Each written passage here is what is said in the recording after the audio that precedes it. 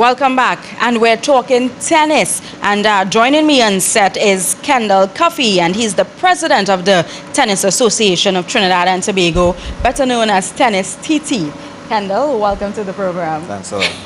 So we spoke with the sponsor earlier on, and I know that Tennis TT is a non-profit organization and the governing body for tennis in Trinidad and Tobago generally. Who are some of the other organizations, though, that you are affiliated with? Well, we are affiliated with the International Tennis Federation. That's the key.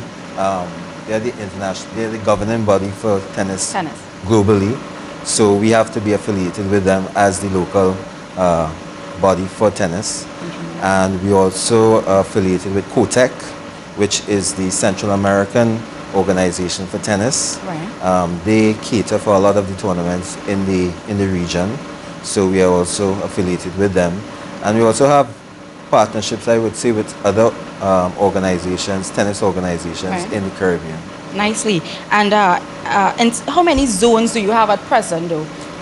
We have 4 zones, which would be our North Zone, South Zone, Tobago, and East.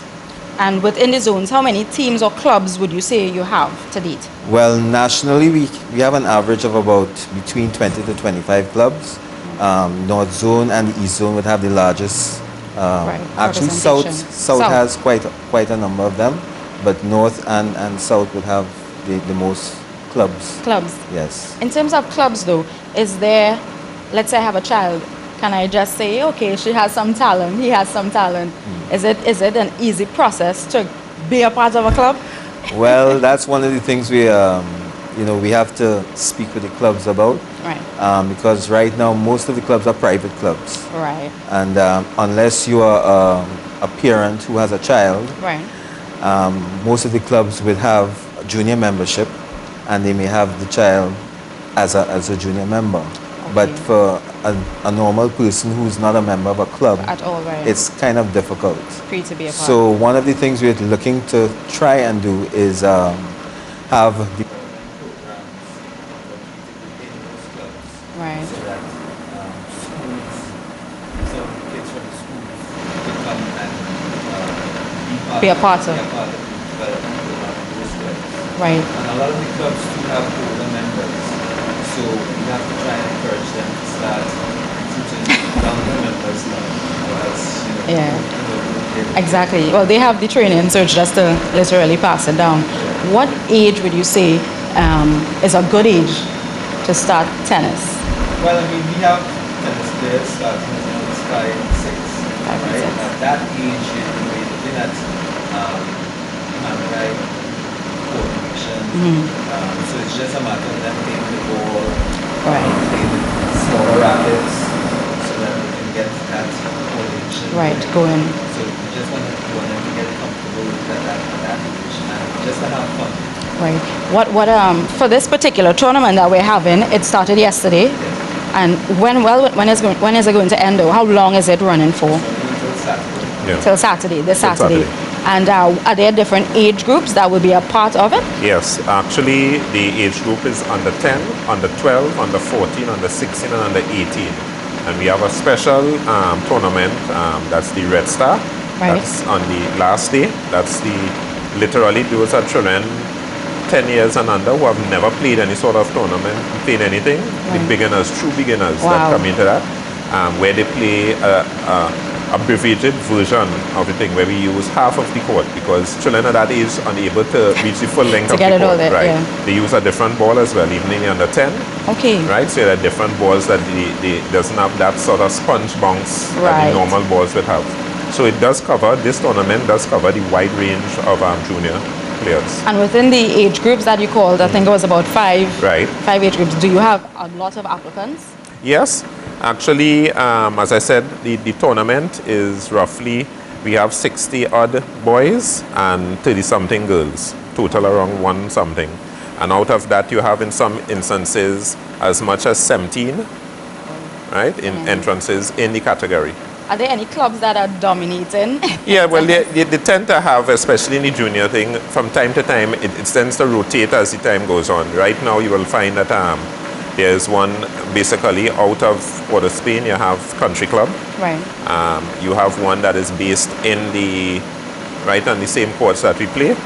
Right, and then you have in the higher age groups between the 14 and 18, you have an East club that tends so to bring out. So it is a sort of balance. You get a balance, but it rotates as time goes on. You know, you find that right now the juniors, like if you're talking about these two clubs in North, they will now graduate into the 14, and you find the East now will be bringing the younger ones. Right. So it as time goes on, it rotates. And as I mentioned earlier on, you know, the Federers and the Nadals, is this like a platform for them to eventually perform internationally? Most definitely. This would be what you consider their first level of exposure, right. so to speak. What you would like to see happen is a lot more exposure to international tournaments. Right. Because once you get that exposure, obviously your game will naturally improve. Right. But if they're contained within the local environment, tends to stimulate growth. Right. And as you're saying that, do we need more sponsorship for you to get to that level? I think that's a challenge with most of the engineers. Right. To getting that sponsorship.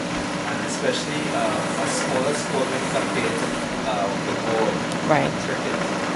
They will get the largest sponsor. Yeah. Right. So we are thankful for Sagicor. Of course. For their contribution and their continuing and we have just one or two others major sponsors. Right. But we would like to see some more come on board to assist as well. And well, do we have presently any maybe those who would have been in the junior before, or I know you have other besides the juniors, there's the open championships. Do we have any, like, I just want to know some of the names of the tennis players we have that perform internationally, for some of us that just don't know. Well, we have Joseph Paduda, who's actually on futures, plays on the futures circuit right now. But we have a lot of college tennis players. So a lot of them, like India and Go, the Abrahams. We have some others. A lot of them are in college right now. Right. Which is really a high standard tennis. Right. So we try to encourage them to come back and get back. And if someone wants to become a sponsor, just give us some information that we can contact you. Of course, if anybody wants to know a lot more about other events that are happening, because Trinidad's culture, we tend to focus on, especially it's World Cup now, so everything is football. If you go out the field, somebody's kicking ball. When it's cricket, we do cricket. We tend to move with whatever is happening. Can you just give us maybe a contact number, a website, something, just so viewers that we can keep abreast with events that you guys are having? Our office is located at 5 Fifth Street in Tobago. Right. And you can contact us at 625-3030. Right. We also have a website, tennis.cat.net. Yes. And they can log on to the website and get more information. All right. Well, gentlemen, thank you, and all the best with the tournament this week and further on. Thanks for being on the program. Thank you very much, Melissa. We'll be right back after this break.